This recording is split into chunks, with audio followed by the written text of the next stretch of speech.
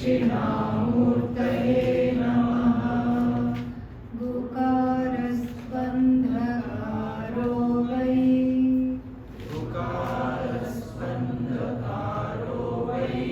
ऋकारस्तन्निवर्तकः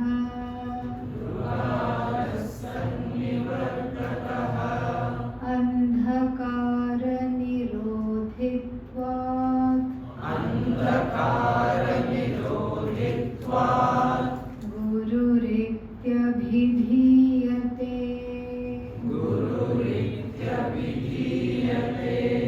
ॐ सहना भवतु सहनौ भुनक्तु सह वीर्यं करवावहै तेजस्विनावधीतमस्तु मा विद्विषावहै। ॐ शान्ति शान्ति शान्तिः। We saw how yesterday the Guru is presented as a surgeon. What does the surgeon do? Takes away what doesn't belong. Similarly here the Guru takes away Atma Ajnanam, removes the cataract, so to speak, which makes the vision distorted.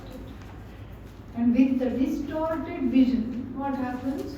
The whole world looks as though it is out to get one. Everybody is against me. This person frowned at me. Actually, they were frowning because they were having a bad day on their own without your help. But the feeling is they are frowning at me. They don't like me. Yesterday also, same time they frowned. Then the answer would be something completely different. One newly married couple went to Pujya Swamiji. And they said, we need a divorce. We aren't able to get along at all. And Swamiji said, why? What happened? Hardly 6 months. What happened? No, the man said, I don't have a problem with her. She has a problem with me. You can ask her what the matter is.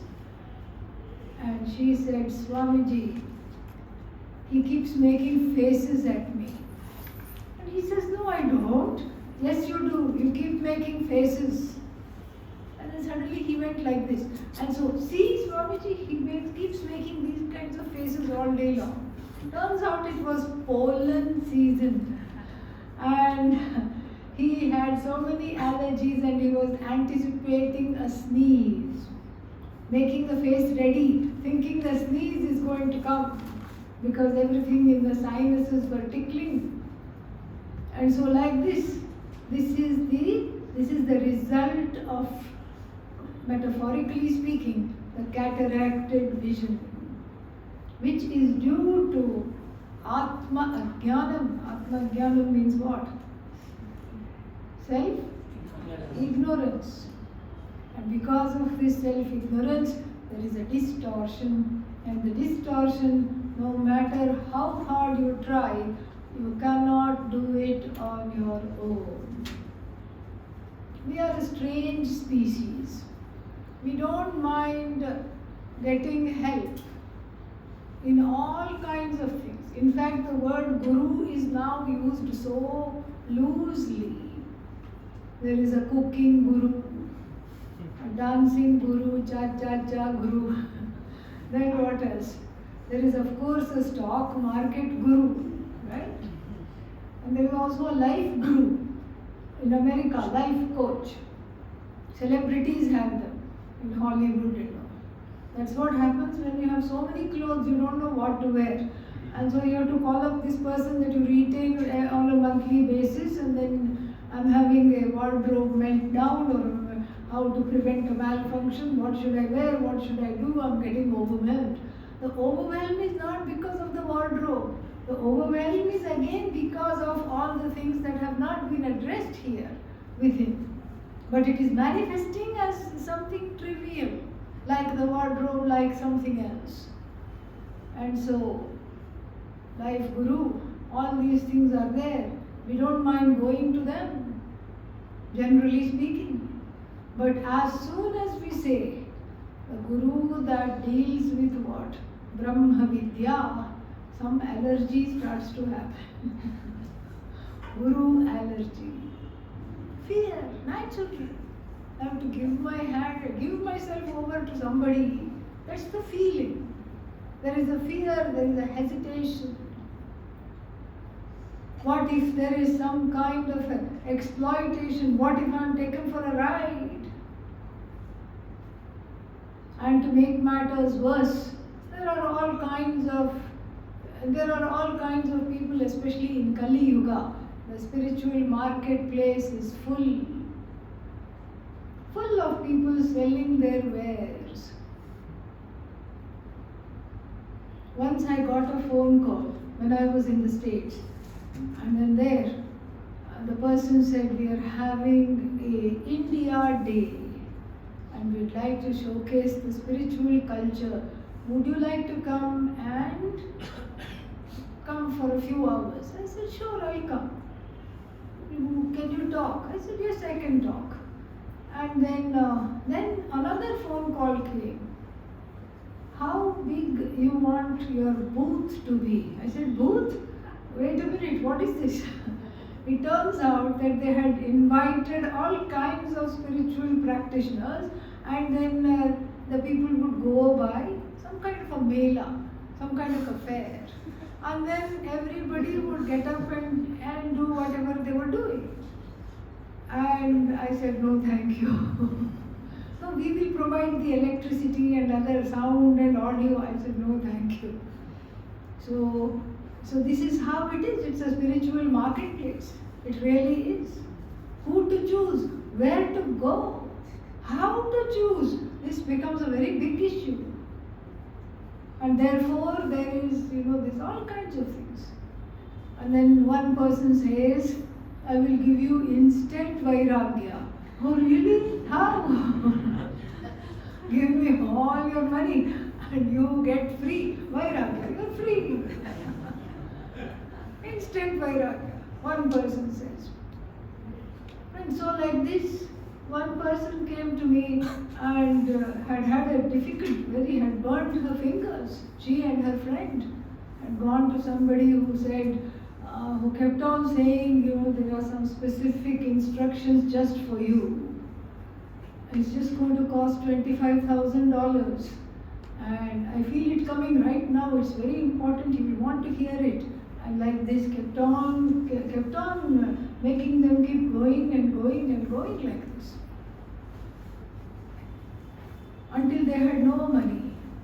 Then they came to Vedanta because it is free, freely given. So, like this, there is trepidation in the heart. There is fear. And there is fear, and it is justified partly, and partly there is fear because it is a pramana that is coming from outside.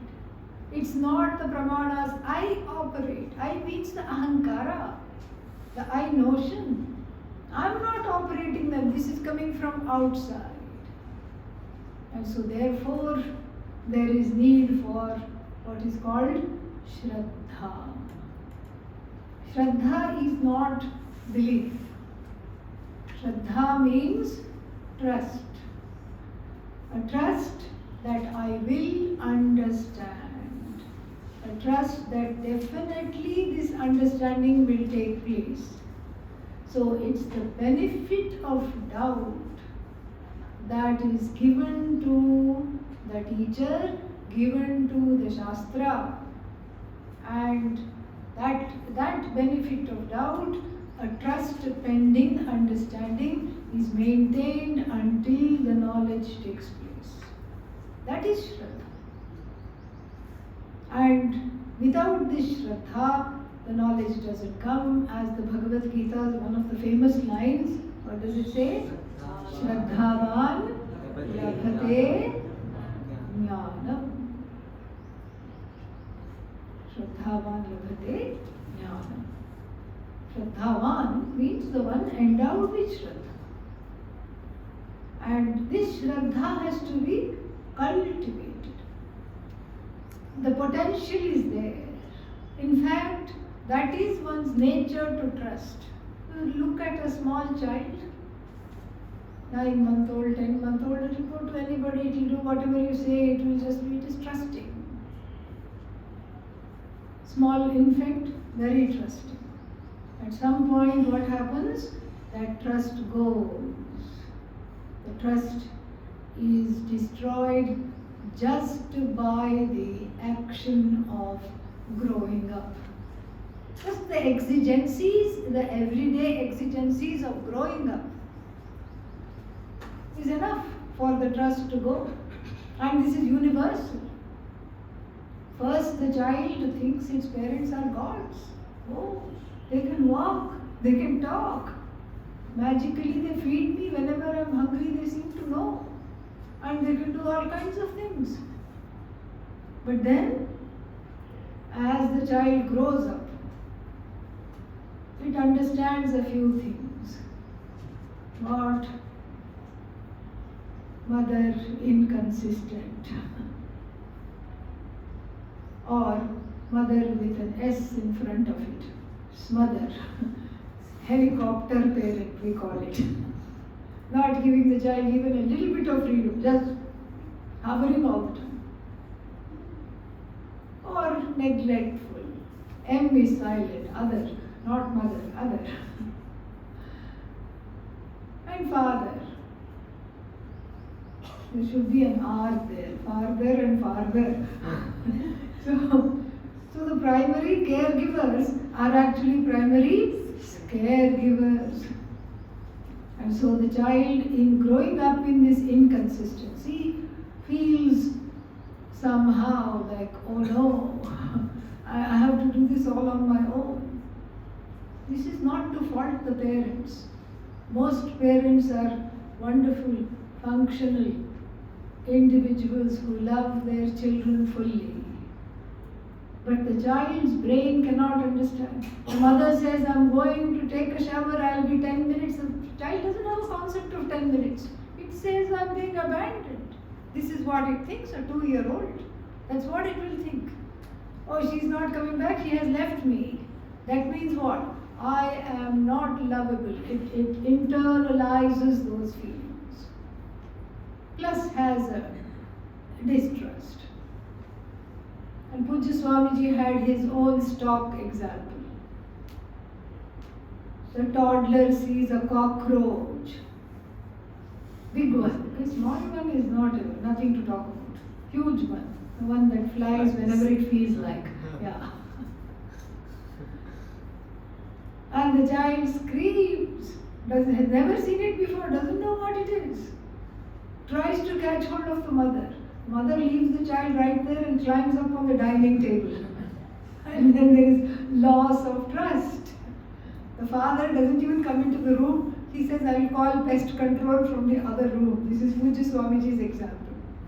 This is how there is a loss of trust. A loss of trust in the local mother and father or the primary caregivers keeps building up towards the jiva, the individual, looking at the whole world with a healthy measure of distrust. Because one has to protect oneself. Or so one perceives. So I have to look at myself, I have to protect myself, nobody else is looking out for me. This person may want something, that person may do something, and I have to be careful. This is how one grows up. And in this kind of an atmosphere, the jaded, faded jiva is asked to regain the trust. And this trust that is lost in childhood, this is a universal thing. It's called the development of the unconscious. Freud talks about it, Carl Jung talks about it. So between the ages of 0 and 4, there is a loss of trust. The child is suddenly all grown up. And then grown up means what? Distrustful. From there it will look at you like this. What do you want? It will look at you like that. Then that trust to regain is not easy. That trust has to be regained by taking a leap of faith. That is what Shraddha is. A leap of faith. To dare to trust the mother and the father of the universe once again. That is where, when the trust is finally put in Ishvara, as the creator, creatrix of the universe, as the father and the mother of the universe, that's when the trust is regained.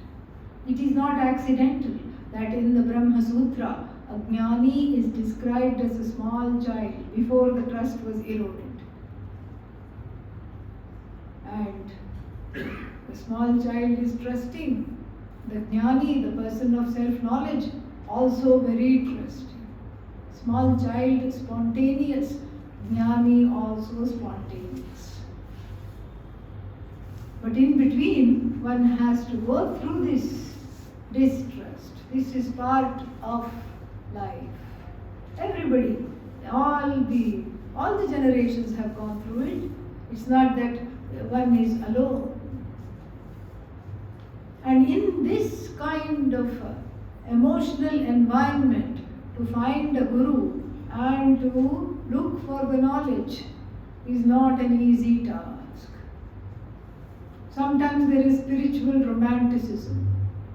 Some people tell me, why doesn't the guru come to me? Why I have to go to the guru? Guru should come to me. Nice idea.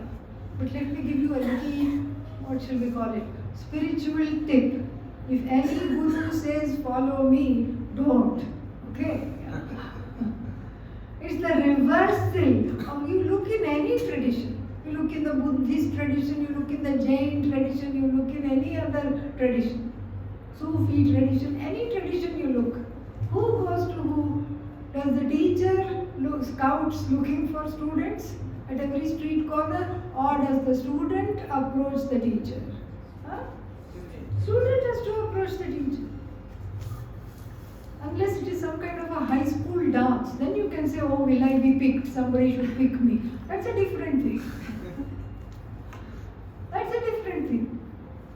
But here, this is not, you have to want it enough to go and say, I would like to study with you. That is what you have to do. And that is exactly then only the knowledge opens the heart and the mind. But to do that, to say that, what are the criteria? The Upanishad herself obliges by giving the criteria. In the Mundaka Upanishad, which we will study, very beautiful Upanishad, where it says, Parikshya lokan karmachitan nirvedam ayat nasti akrita kritena tad vijnanartham gurumeva abhigachet samitpanihi shrotriyam brahmanishtham. The Upanishad says, don't be in a hurry to go to the Guru immediately. First, examine, do pariksha, examine. Swamiji talked that we have to conduct an examination, an internal examination. Examine. Examine what? All the fields of experiences. Chocolate cake, island holiday, what else? So many things. There is some kind of a, what is that? You go somewhere and then on some bungee cord or something, you plunge into some ravine.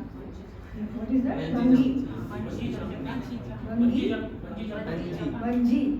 Not bungee. Okay. Bungee jump. No, this is the vasana from last life as a spider.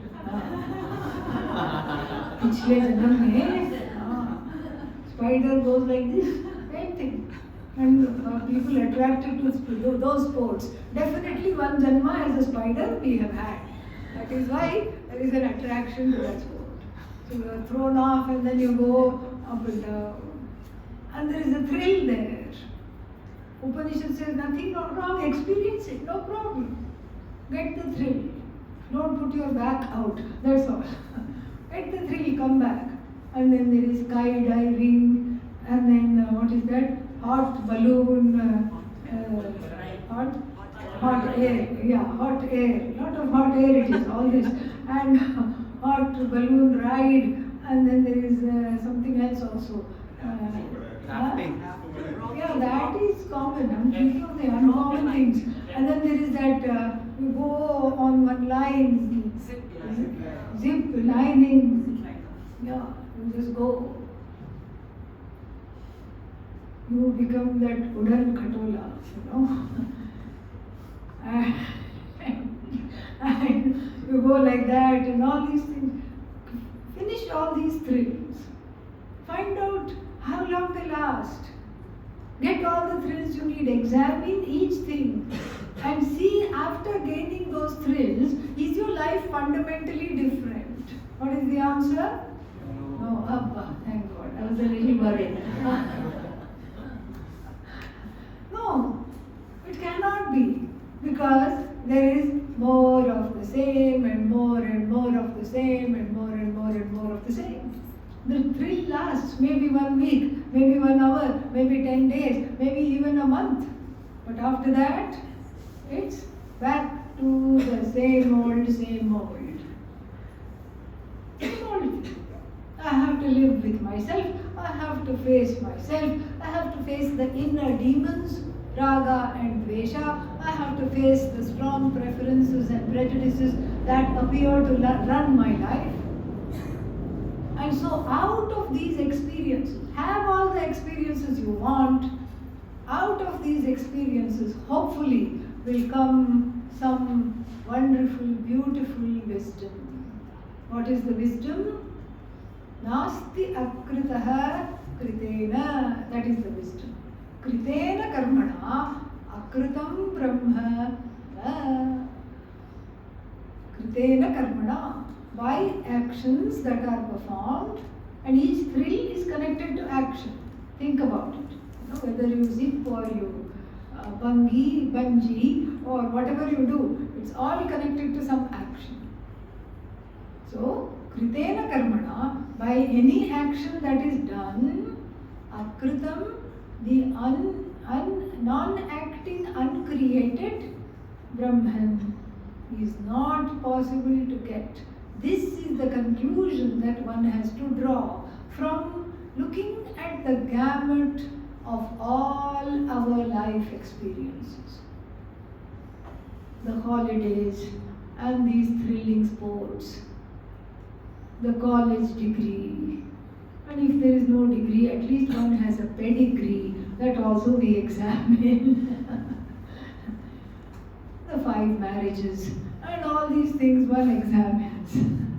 And the numerous relationships, friendships, everything one examines. Each time I went into a situation, into a friendship, into a relationship, thinking that it is forever. What I wanted really was the person is inconsequential. What I want is for the forever. That is what one wants, forever. That's why in every marriage vow the word forever comes. And then everywhere, forever. One wants the permanent, nitya. But all these activities, all these connections that we build, and all these situations, events, people that one relies on, they are what? Anitya. Opposite of what I want. All of them are opposite of what I want. Ayyo, now what to do? This is the wisdom that has to come out of this. If constantly I am playing in the world of anitya, actually that's not true. If constantly I am being played by the world of anitya, I am playing means I am free, I can get out. But here the world has a hold on me. Oh, but how can I live? Why? What will other people think? This is a new disease. What will other people think its name is. They are not thinking about you. They have their own worries to think about. They are not thinking why this person. Even if they think, let them think. It's in their mind. You don't come to know anyway if they are thinking something. Give them the freedom to think. And draw some very important, salient conclusions. What you may not know the word Brahman, doesn't matter. You may not know Satya, Chitta, Ananda, all these highfalutin words and Lakshana and indicators and Pramana, Prameya, Pramata, Prama, all these you don't know, doesn't matter. You just know that there is a dis-ease, which is the disease of samsara. There is a dis-ease with myself. There is a sense of discomfort. I have achieved so much and yet it is nothing. Yet I am still a seeker. Seeking infinitely. I am still a seeker.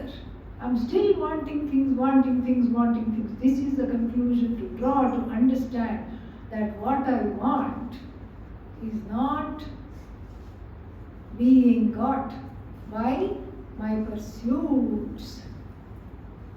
That's what it is. The pursuit is just causing perspiration, ayasa. The pursuit is not touching my aspirations. My aspirations is not for the thing itself. Like money. Everybody wants money. Money, nobody is really in love with money. Because really speaking, you don't even see money. You just see a statement from the bank with some numbers on it. That's all. And you have complete shraddha in the bank. Okay, this is what is in my account.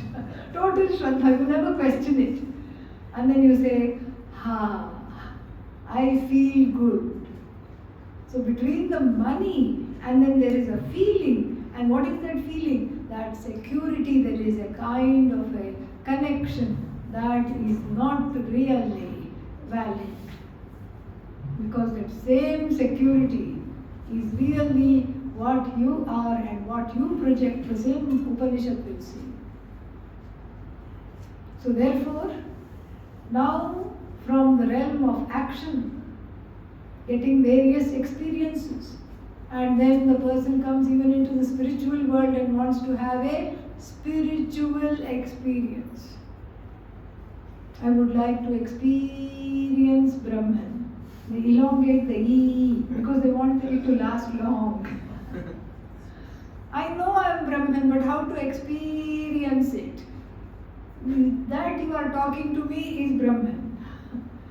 That you are saying this is Brahman. The one who is wanting the experience is Brahman. Experience itself is Brahman. Every experience is Brahman. In every experience you see Brahman. Without Brahman, see means you understand Brahman. And without Brahman, no experiencer is, no experience is, no means of experience is. That's what we have to understand. So from the realm of doing, you come to the realm of understanding, knowing. And that knowing is very, very, very crucial. Very crucial. Knowing is important. Why? Because it's a wrong understanding. How to know? I am in my own way. That's why with this kind of an infrastructure of jaded, faded hopelessness, I open an Upanishad book, Mundaka Upanishad, it actually is. And then I read. And then it says, oh, you Brahmavid, Brahmaiva Bhavati. It says, the knower of Brahman is non-separate from Brahman, is Brahman. And who is reading this? The jaded, faded, depressed, suppressed, repressed jiva. And then when you encounter these words, what happens? Your own infrastructure comes in the way and dismisses it. Next. and then I read the Kathopanishad, I read this Upanishad. Somebody came to me and said, I have studied the Kathopanishad, I have studied the Kenopanishad, I have studied the Mundakopanishad, I have studied the Mandukya Upanishad, I have studied the Taittiriya Upanishad, I have studied the Ishavasya Upanishad, I have studied the Brihadaranyaka Upanishad, I have studied the Chandogya Upanishad. What shall I do now? I went and told Pujya Swamiji. I said, this person is saying this, what to tell him? Bring him here, Swamiji said. And Swamiji said, take up a job. Obviously it hasn't worked. How did you study? I read it on my own. And Swamiji tried to explain to him. You can't read this on your own, you have to study this. He says, I don't have time for all that. What shall I do now? Tell me quick. Take up a job. Simple. And so therefore one's own infrastructure comes in the way. That's why the pramana does not speak other than through a teacher. The word gu stands for ajnanam, the darkness of ajnanam, that which covers. And the word ru stands for the remover. And because the teacher removes ajnanam, the teacher is called guru. And even though it is fashionable to use the word guru for music, dance, stock market, everything, traditionally the word guru is, the definition is Mahavakya Upadesha Karta Guru. The one who teaches you, unfolds the Mahavakya, shows you that Mahavakya is sentences of the Upanishad that shows the non-separateness between the Jiva and Ishvara. So the one that unfolds these sentences and shows you your Ishvara, that is traditionally the definition of the Guru. But then again we have to question how to choose. Well, we can Google the Guru. Yeah. It's called Guru shopping, Guru googling. You can Google the Guru. What else to do? I mean, we don't know. And then you Google the Guru, you listen to some things they say, and then you find out. There is even, I don't know the address, don't ask me, but then I don't know the web address. I even hear that there is a website that has what is that called? People who are scammers, who pretend to be gurus, they are all there. They have been outed so that people can avoid them. There is also some public service website is there, I have heard. So you go to such websites and all these things. That is one way. But the Upanishad has its own way. A guru does not become a guru, a valid guru, just because he or she has a large following. Following anybody can have or not have. That's not the criterion at all. It's not about how many people follow you. The two criteria given by the Upanishad, Shrotriya, first one. Does she or he belong to a sound lineage? Sound lineage is not a lineage that makes sound, okay? Does she or he belong to a sound lineage that does not distort the words of the Shastra? A lineage of non-duality. Who was their guru? Who was their guru's guru? Who was their guru's guru? Like this.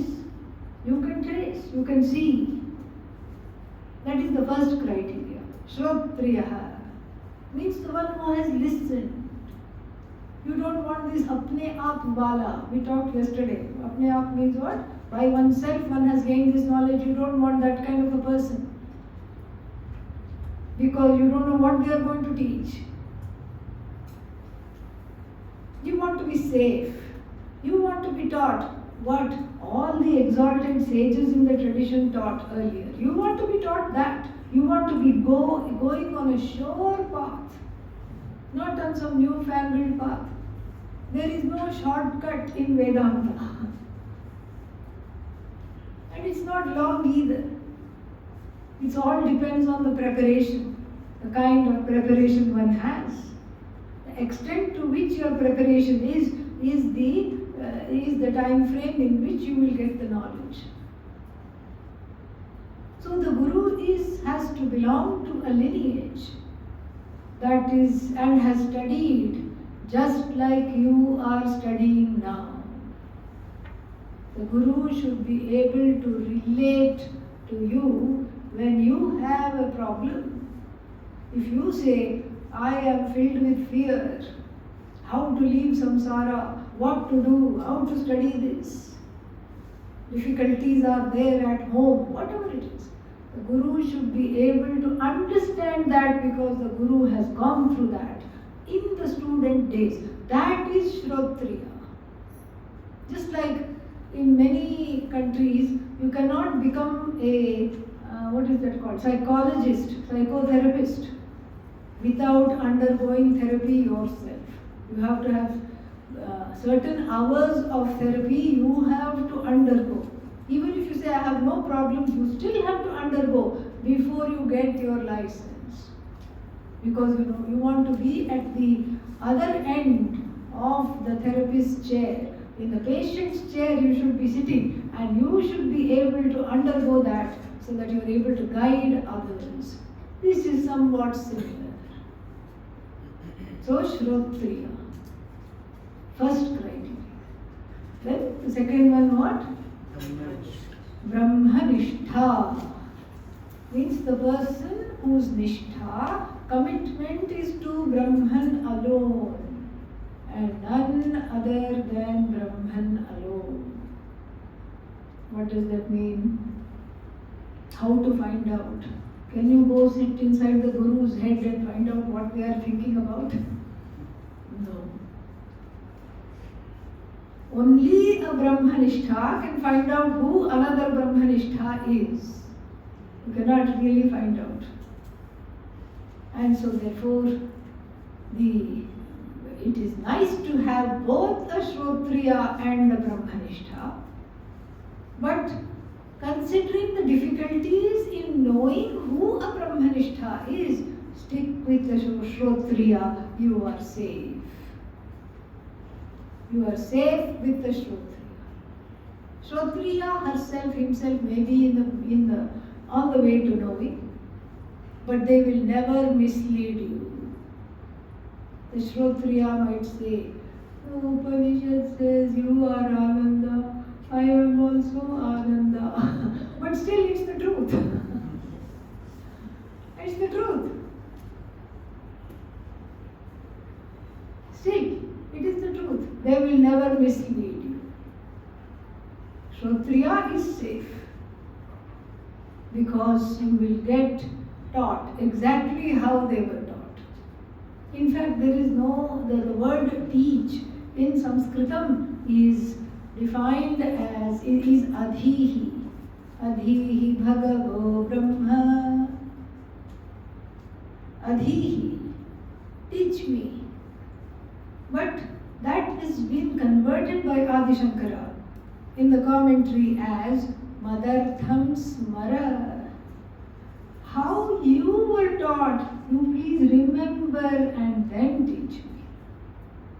For my sake, please remember all the pedagogical tools that your teacher and their teachers before them, the gurus before them used to make you who you are now.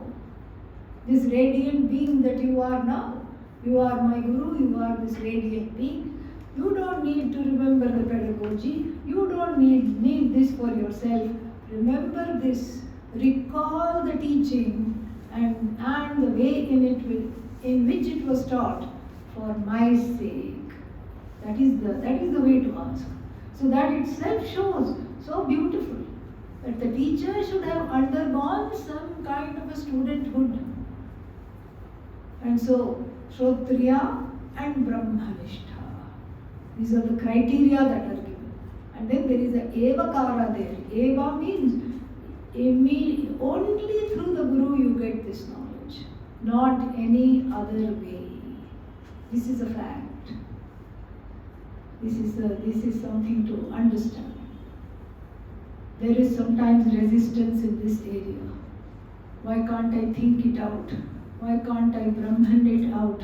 Why can't I understand by standing on one leg? Why can't I meditate it out? You've tried all that.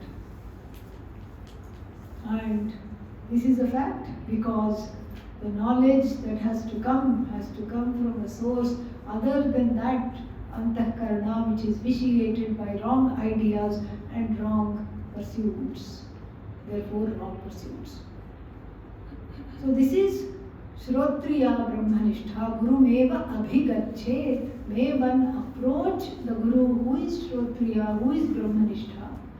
How to approach, that is also given.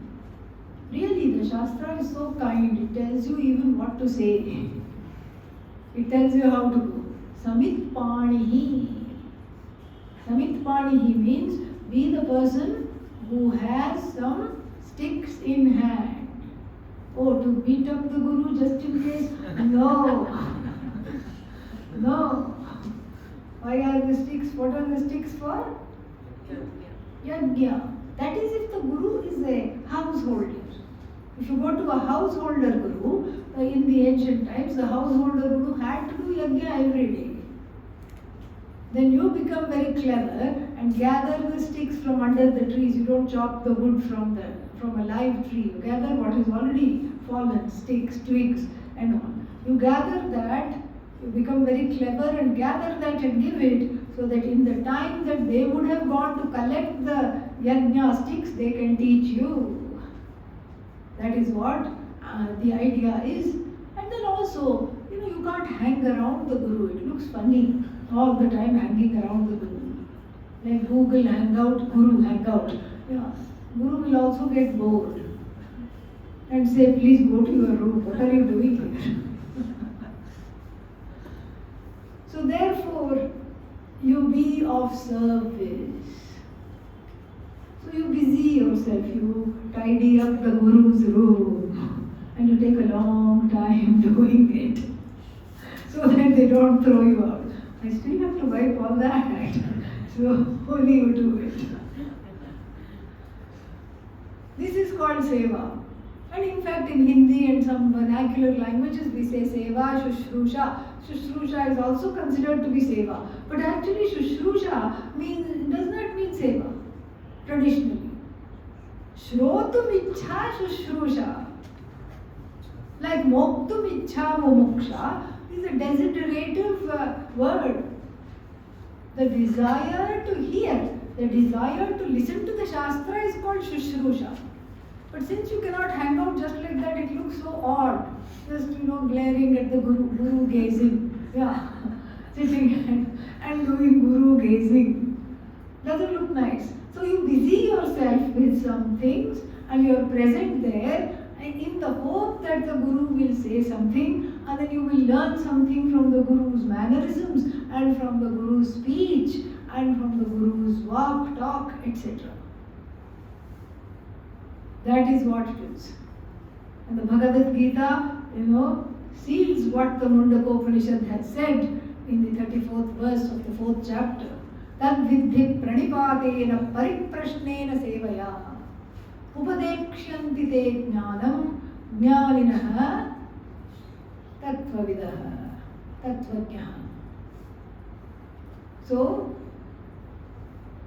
the Gita, the Bhagavad Gita gives a threefold steps to relate to the teacher. Tad vidhi. Please know what you want to know. Tad is always Brahman. That Brahman that you want to know, vidhi, please know. How? Pranipadena. Pranipata means namaskara. You bow and touch the feet. See, the Bhagavad Gita also gives step-by-step instructions. Why should I touch the feet? Because I want a trim waistline. Yes, it helps with that. It definitely helps with that. So, touch the feet means there is the physical bending to make the ahankara bend metaphorically. The physical bending helps me to get into a place of humility. I don't become all-knowing. I don't say I know everything. I say, okay, I don't know. In order to remain the place, to make the room for knowledge, I should say, I don't know. I want to find out. I should be teachable. And to get ready to be teachable, one is asked to bend. Pranipata. Then the next one is Pariprashna. Prashna, questions. Pariprashna is what? Questions that are relevant. Questions that are inspired by the teaching and want to take it further. Pariprashna. And then Sevaya, through Seva. Seva we have already talked about. Serving the ashram is also serving the Guru, because it all is for the Guru's sake anyway. This Pariprashna has come from another very important aspect of the teaching which we should talk about, which is that the teaching is always in the form of a dialogue. It is not a monologue, because it is not based on belief, it is based on you understanding. And of course, as it percolates the layers of wrong notions, distorted ideas, naturally there will be questions. Naturally there will be questions. I didn't understand this. Can you please repeat this? And these questions are not only allowed, but they are encouraged. Even if you don't have questions, the bhashya, the commentaries of Adi Shankara, they will purposely create the questions. Through this ingenious mechanism called Purva Paksha Siddhantabhyam. Purva Paksha. What is Purva Paksha? An irritating, annoying fellow who will keep on objecting. This is the Purva Pakshi. Ask silly questions. Most of the times you think, how can the mind even go like this? But these questions are secretly buried somewhere in our own unconscious. We don't even know we have it's always the inner Purva Pakshi that is dredged and vacuumed out of the psyche and presented as though it is somebody else, easy to, box. And Purva Paksha. And Siddhanta is the answer given by the teacher. What is the correct thing here according to the Shastra? So dialogue is encouraged. Without dialogue, forget it. We cannot understand. We absolutely cannot understand, because this is not some kind of a brainwashing that is going on. This is not a cult, because it is dependent not on a personality or a set of personalities. It is not dependent on a personality. It is dependent on revealing you as the person, Purusha, which is Ishvara. That is why this is very important. The individual person who is teaching is of no consequence. It's the lineage that is upheld. It is the bright lights of the lineage, like Adi Shankara and Pujya Swamiji, that are upheld. They are also part of the lineage. They did not start this. Nobody started this. This was already there. The teaching tradition was given, the Vedas were given, everything is given. And so, recognizing this, naturally there will be questions. And the questions are entertained. How? Through a specific kind of a dialogue. In the Shastra, we recognize 4 types of dialogues. One is dialogue between equals, and what is that called? Vada. Vada. Let's go to a movie. No, let's go to dinner. I'm hungry. This is Vada. There is a difference of opinion, but it is somehow talked about, resolved. Okay, let's go first to dinner, and then we will go catch a movie. Okay, this is Vada. Then there are 2 very unsavory kinds of dialogues. Second one is called Jalpa. Jalpa means I say whatever I want. And then what do you say? Whatever you want, you say. Whatever I want, I say, and we go away. No agreement possible. Kind of like some of these interfaith dialogues. Everybody comes and says something and then goes away. This is what happens. Still we continue to have them. So everybody says something and goes away. Jalpa. Then there is another horrible dialogue. It cannot even be called a dialogue, but it comes under this dialogue called Vitanda. Vitanda means whatever you say is wrong because you said it. Why? Because I have a gripe against you. Simple. I have no Shraddha in you. So whatever you said is incorrect, and because I don't like you, whatever you say, I will never like. Even if you said the sky is blue, I will argue with you and say you are wrong because you said it. These are not the kind of dialogues that are encouraged. Even Vada is not encouraged here. A specific kind of dialogue between the teacher and the disciple is called Samvada. In front of Vada we add a Sam, meaning it's somewhat decent kind of Vada. So, and what is that Sam? Sam means a proper Vada, where the Guru is given the benefit of doubt.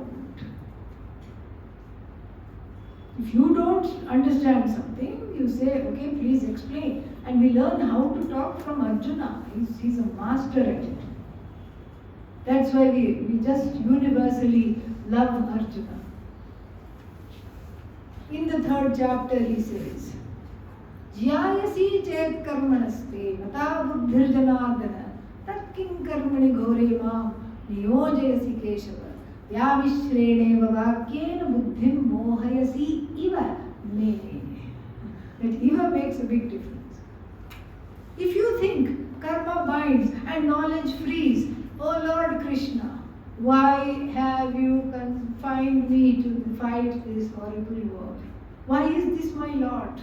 Why aren't you telling me to study? Why are you putting me here? Why are you saying get up, fight, go get up, fight? Tasmad yogaya yujyasva, yuddhaya yujyasva. You are asking me to keep fighting. Why? Why are you doing this? And it looks that your words are as though contradictory. Vyamishrena iva. Vakya. Vyamishrena means mixed up. Looks like your words are somewhat mixed up. Buddhim mohayasi iva me. He doesn't say you are deluding me, you are confusing me. I am as though confused. Even psychologists will say, talk in I language. Don't say you are doing this, because then the other person, will not be available for any kind of a dialogue afterwards, because you have started off with Jalpa. And so they are not available. Therefore, talk in I statements, and this we learn from Arjuna. Buddhim mohayasi iva, that one iva, as though, makes all the difference. That one iva shows us he has Shraddha. So this is how the dialogue between the Guru and the Shishya takes place. And even if you think the Guru is wrong, you give the benefit of doubt. You think first, maybe I didn't understand, maybe I need to ask a question. And you can be very frank. This comes against my beliefs and my experiences. In my experience, I have seen this, and this is what I have come to the conclusion. Here you are saying something as, how do I make sense of this? How do I resolve this for myself? Where is the resolution? So therefore, this is what is called Samvada. And this is how the Bhagavad Gita unfolds. This is how all the Upanishads unfold. Sometimes in the Upanishad there is always a student and teacher. Dialogue is there. The overt example is Kathopanishad. Who is the teacher? Lord Yama. Who is the student? Nachiketa. And then in certain other Upanishads, you know the name of the teacher. Prashnopanishad. You know the name of the teacher. Pippaladaha. Pippalam means berries. And so perhaps this teacher lived off of berries. Pippalani Atti. Atti means eats. The eater of berries is called Pippaladaha. Or maybe he was very, very fond of berries. So, Pippaladaha. We know the teacher's name, we don't know the student's name. In the Kenopanishad, we neither know the name of the teacher, nor we know the name of the student. But there is a dialogue. There is a quiz. That's how I got that idea. There is a quiz the teacher asks in the middle of the class. Who knows Brahman? Raise your hand. One person eager to please the teacher. Me. यदि मन्यसे सुवेदेति दभ्रमेवापि नूनं तं त्वं वेत्थि ब्रह्मणो रूपम्. If you think you know Brahman very well, shut up, sit down, he says. You don't know anything. Brahman is not an object. Because the student says, I know Brahman very well as an object. It's not an object. Shut up, sit down, sit back down. You don't know anything. And another over-eager student says, aha, this fellow was useless in the beginning. From the beginning we knew. Always apple polishing and trying to be on the good side of the Guru. Guru polishing. And if that was the wrong answer. So if the wrong answer is, I know Brahman very well, what should be the right answer? I don't know Brahman at all. So he or she, we don't know, raises the hand and says, hey Guru, I don't know Brahman at all. And what does the teacher says? I can see that from your face. Shut up, sit down. Then finally the correct answer turns out to be the one who says, I will not say I don't know, and I will not say I know it very well. And those present here who know what I know and who know what I said, they all know. And the teacher says, Shabash, fantastic. See, this is all a dialogue. In the Taittiriya Upanishad, neither this teacher nor the student, nobody is introduced. And then you just keep thinking it is, some Bhagavan teaching or something like that. Suddenly there is 4 questions come. Uta vidvanamul lokam pretya kaschana gacchati aho vidvanamul lokam pretya kaschit samashnuta. These are the questions. How do we know they are questions? Because of the elongation at the end, which is called Plutaswara. You must have studied this in the Sanskrit, yes? Yeah. Even if you want to say no, say yes. Okay? Because you will study it. Pluta. You have Hraswa, short, a. And then you have Dirgha, long, a. And then you have Pluta, a. That's all. Don't keep going like that. Okay? Then you will become a musician if you do that. Only 3 matras, That is Pluta. That is to call somebody. Rama. Because the person is far away and you throw the voice like that.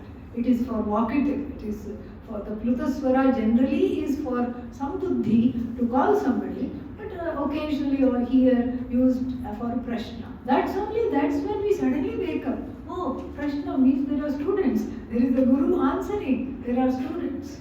So the whole way, it's a dialogue. More we'll see tomorrow. Om Purnamadaः Purnamidam Purnat Purnamudachyate Purnasya Purnamādaya Purnamevavashishyate. Om Shanti Shanti Shanti. Hari Om. Om Shri Guru